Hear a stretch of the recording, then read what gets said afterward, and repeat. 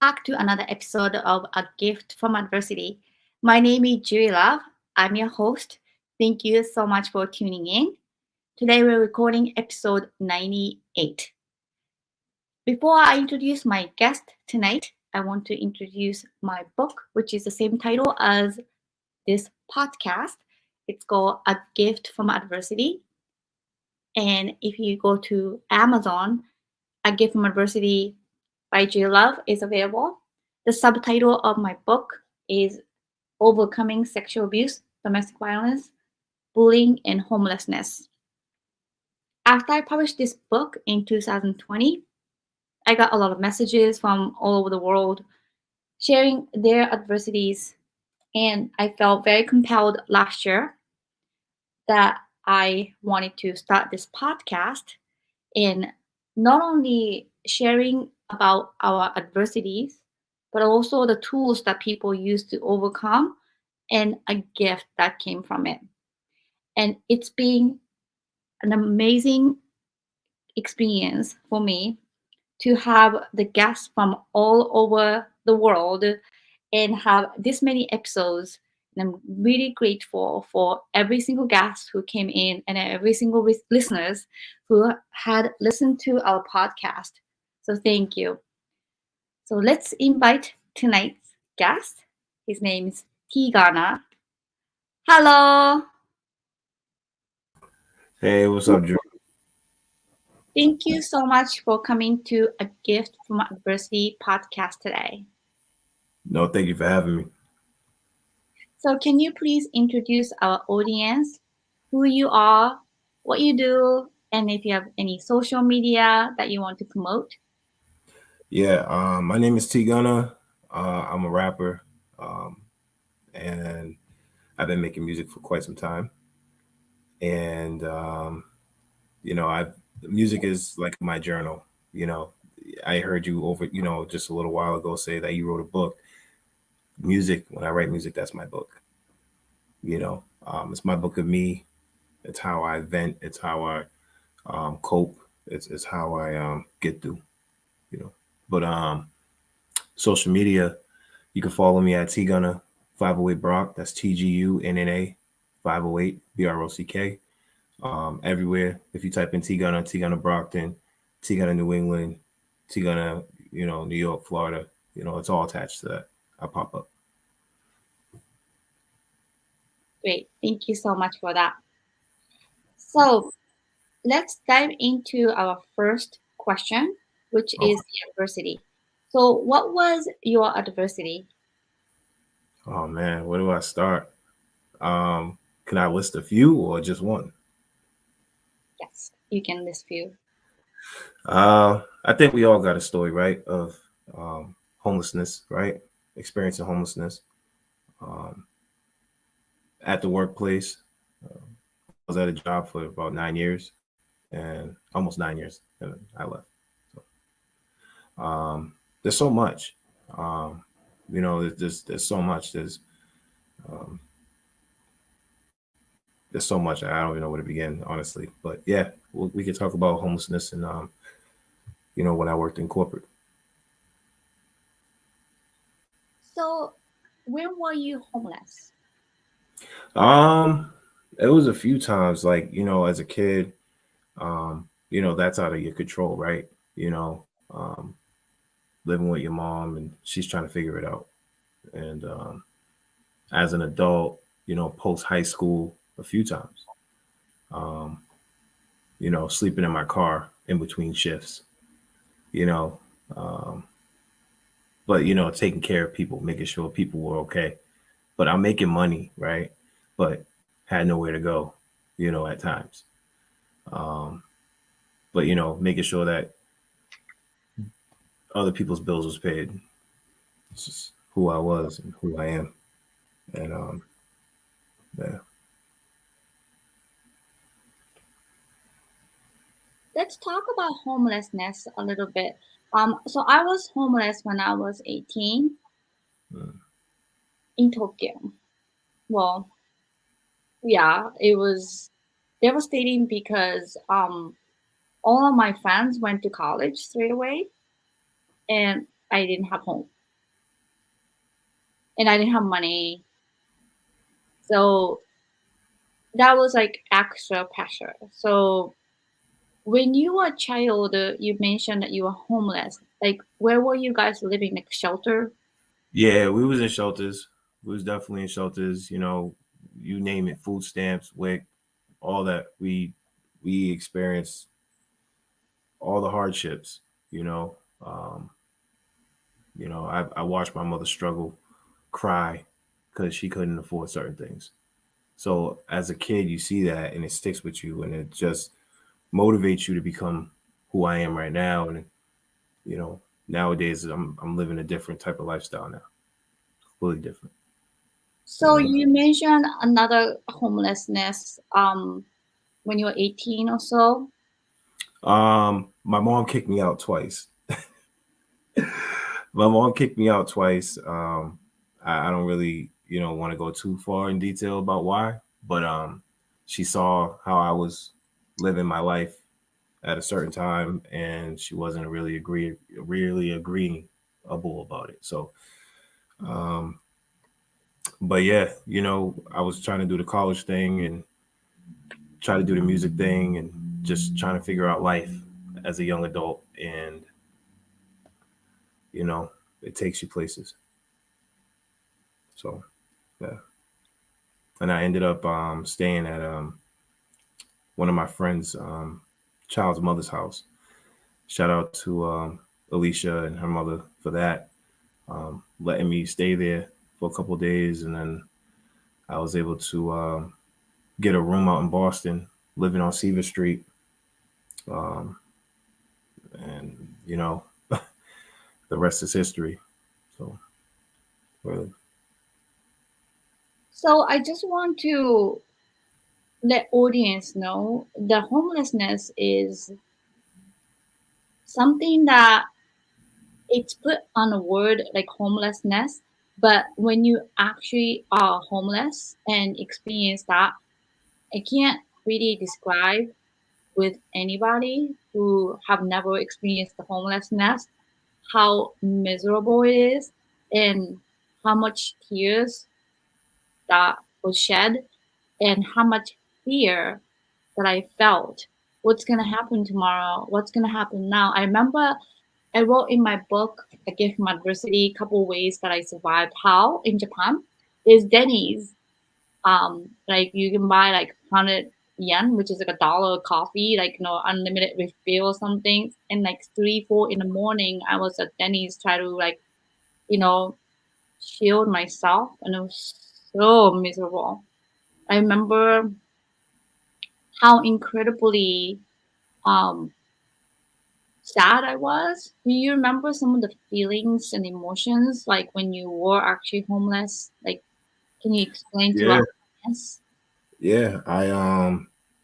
I felt like I was confused. Like I felt betrayed.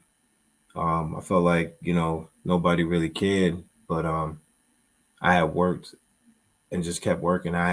So I told you just a few minutes ago how I ended up in a room in Boston, and I performed in Worcester just like a few months prior. So the club owner saw my post on Facebook, and he was like, "Yo, I got a room for you," and he was like, "You can give me like $50 a week." So as you're transitioning and you're projecting, you're going higher, and you're trying to, rid yourself of certain environments and certain energies, you find yourself right back in them. Coming home after working a double shift, police kicked the door in, and my sister had to come get me, and then I ended up going back to my mother's house. So like, it goes without saying, man. Like really, you just really gotta just bet on yourself every time, and you just gotta keep jumping every hurdle that's in front of you, no matter what. Yes. So we're gonna save the two part for the second question. Oh yeah, yeah, yeah. I know. I remember. Let's So, actually talk about different adversity that you went through that you kind of mentioned several. So one was the homelessness. What are the other adversities that you experienced in your life? I worked at a job that I really, really enjoyed, and I was there for a little over 8 years, and um, I had caught COVID in 2020, and it was so bad, it was severe. Thought I was gonna die, so I was like one of the first to get it in this area, like that. A lot of because a lot of people know me in the area, so like I went on Facebook Live and stuff like that. So I was out of work, in and out of work for like a month and a half, almost 2 months, and just changed my whole entire psyche, you know, and I don't think that was really understood. And I was met with a lot of resistance, and I was getting, write ups for showing up to meetings late. Um, and that was twice. Once was, I forgot exactly when, but the second time was when George Floyd was killed, and what that did to, I want to say, every person that looked like me or had a dark skin tone like me, or especially men, like seeing a man die like that, it doesn't, you don't forget that type of stuff, and it really messed me up and threw me off. um, and yeah, that was, and I was just met with walls and resistance, and I just felt like they were setting traps to get me out of there. This guy has a backbone. Having a backbone in corporate, it's like you shouldn't have that. If you know what I mean, like that's what they want to train you to think, like you can't think for yourself. You have to you know be a robot almost. So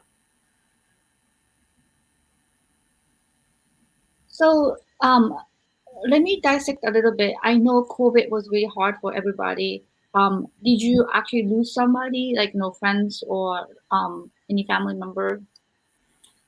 um I can't really confirm this or not, but you know the elders in my family, my mother was battling with health issues, and prior to her death, she had mentioned to my siblings that she couldn't breathe. She had trouble breathing. She was falling and stuff like that. And then, I mean, we were just so distraught over that we just didn't even want to get the autopsy. We just didn't, because we just, like, the way I found her in her apartment, lifeless. Um, and then her birthday was 11 days after that. And then, me facing reality on her birthday and getting arrested on her birthday. Um, there was a lot that happened. Stuff that I still can't really talk about, but yeah, a lot happened. So after losing her, losing 9 other, 10 other people close to you, family, um, cousins, uncles, um, somebody who you saw as a father figure in your life since you were 16. Um, it's a lot. It's a lot to take on within 9, 10 months. That was in 9, 10 months, you lose 10, 11 people. And you're just like, why? Like, why is this happening? Um, but yeah, that was 2021 for me in a nutshell. 2021 into 2022, it was just a rough ride. And again, thank you for reaching out to me for that role, and just allowing me to try to dive back into what I loved, which was acting back then. So thank you. Well, I'm really sorry about the loss. One of the live audience just commented, Ezra Stephen said, "Wow." Yeah, I lost a lot of people. I lost my, relatives, a lot of relatives. Passport Pudgy, he's a rapper, notable rapper in the area. Um, you know, my cousin Gerald, my mother, my aunt, my uncle, another cousin who had just turned, I want to say he was about to turn 32 or 31, and he passed away. it's just a lot, man. You know, but then you just find a way, right?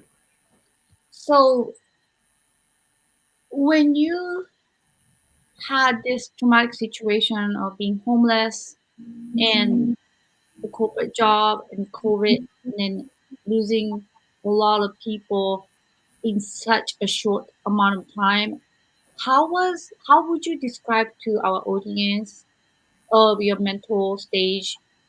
Um, how can you say what was your mental stage like? Well, it was a domino effect. Literally, like you leave corporate because you were mistreated. Because you know they were telling you to cut your hair. They were telling you, like, making references about your hair. Because I chose to grow my hair out, and as a manager, I guess that was unethical. That was something that you shouldn't do. You know, so that really just propelled me to just want to pursue what I wanted to pursue, and that was acting. And then fast forward, you get into acting, you go through the classes, you conquer it, and you're getting these opportunities, and then at the same time, these opportunities, you're losing people.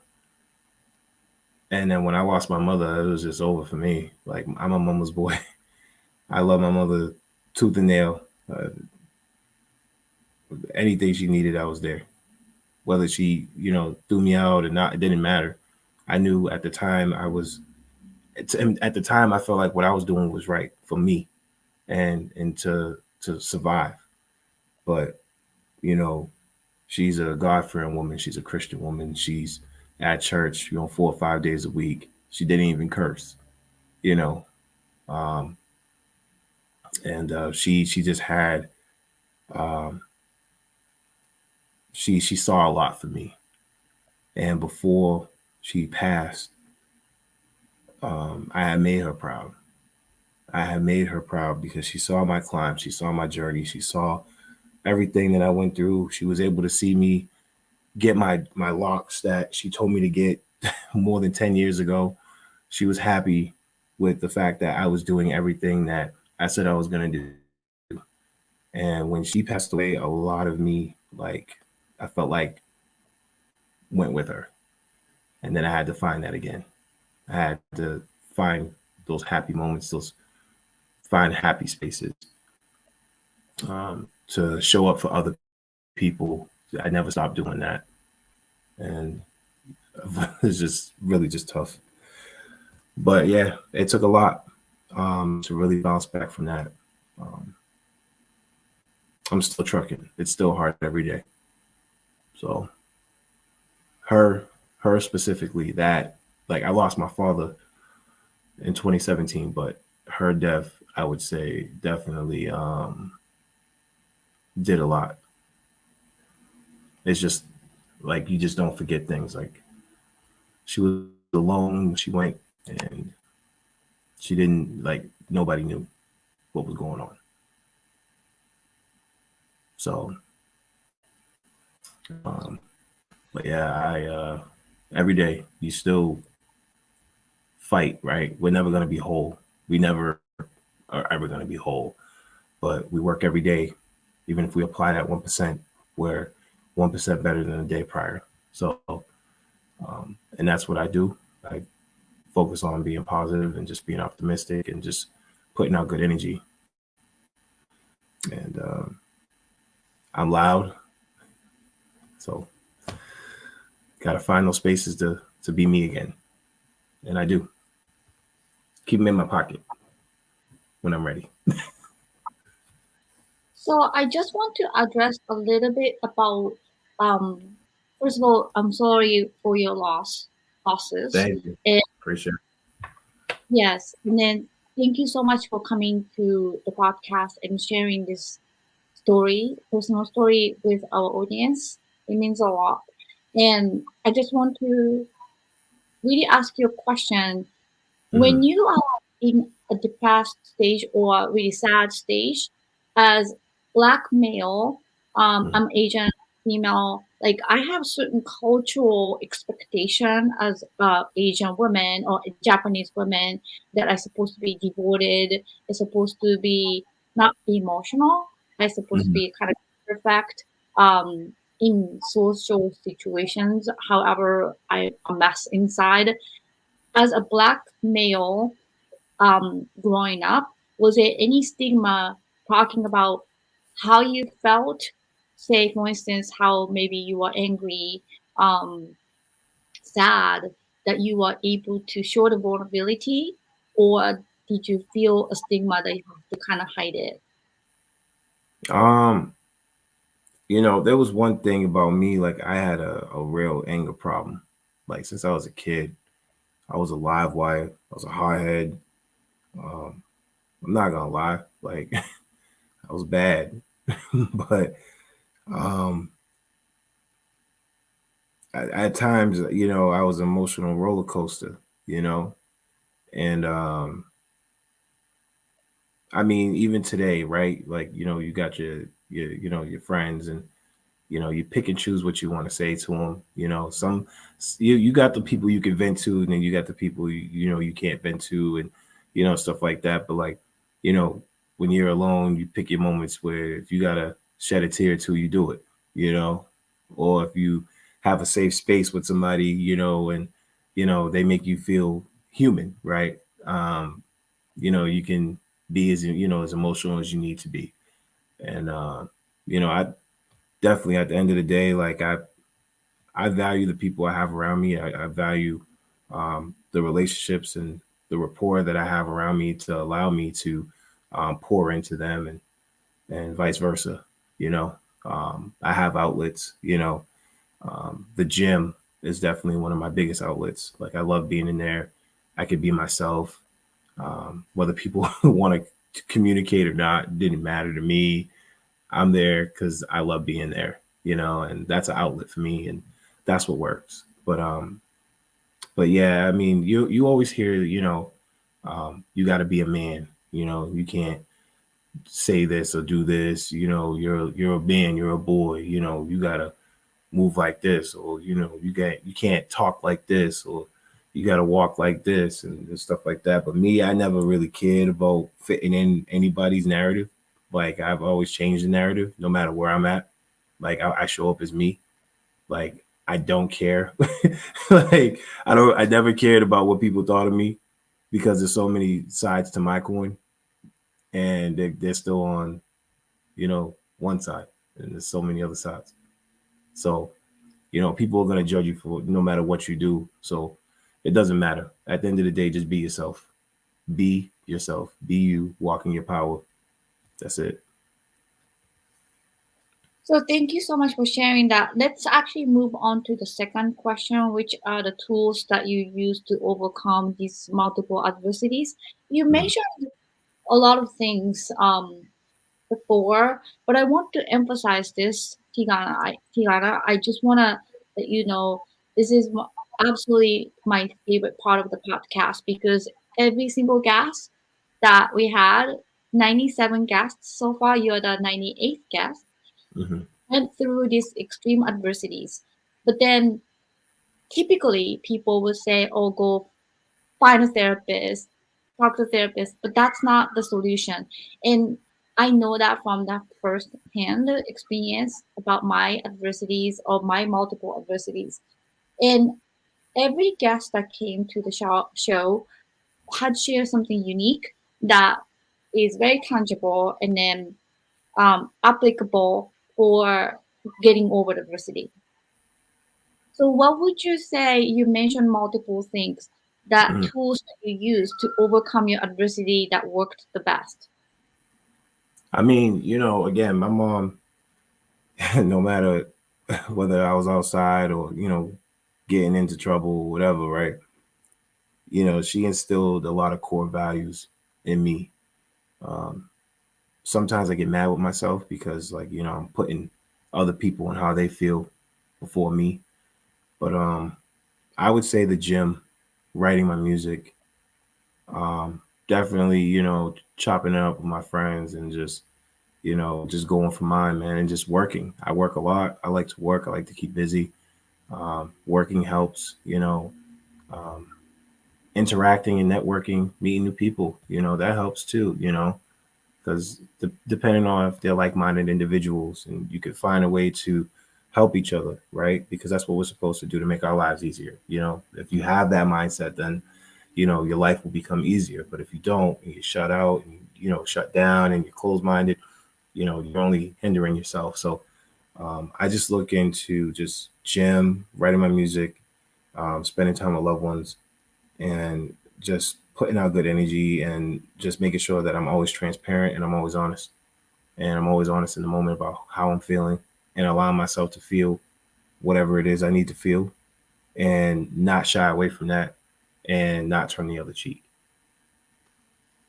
That's so beautiful. When you are writing the music, your lyrics, does it help you to get through your hardship? And do you incorporate those kind of vulnerable feelings that you may not be able to share otherwise?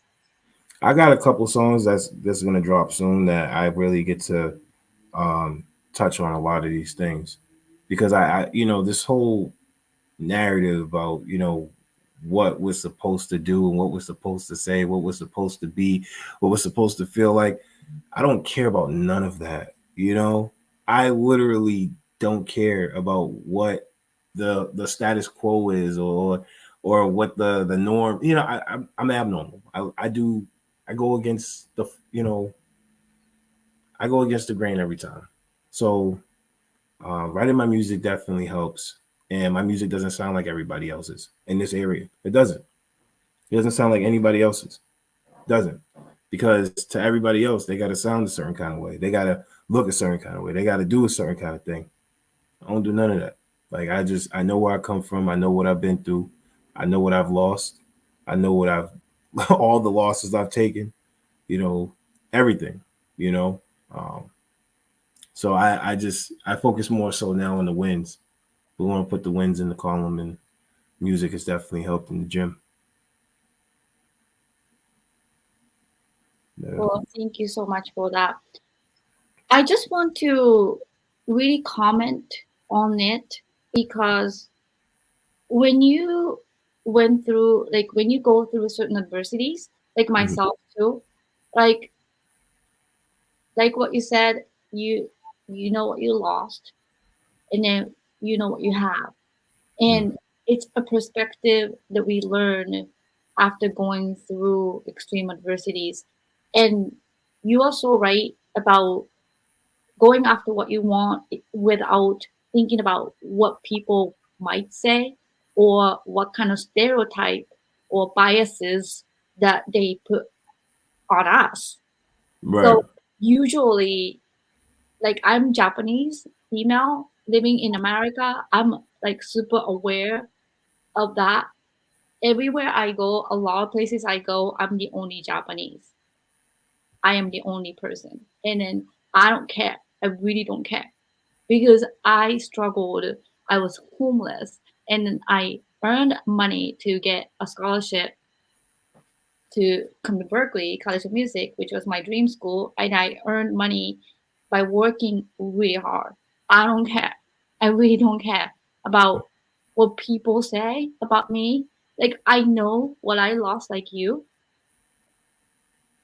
So sometimes I just want to comment. It's not we are rebelling against the society.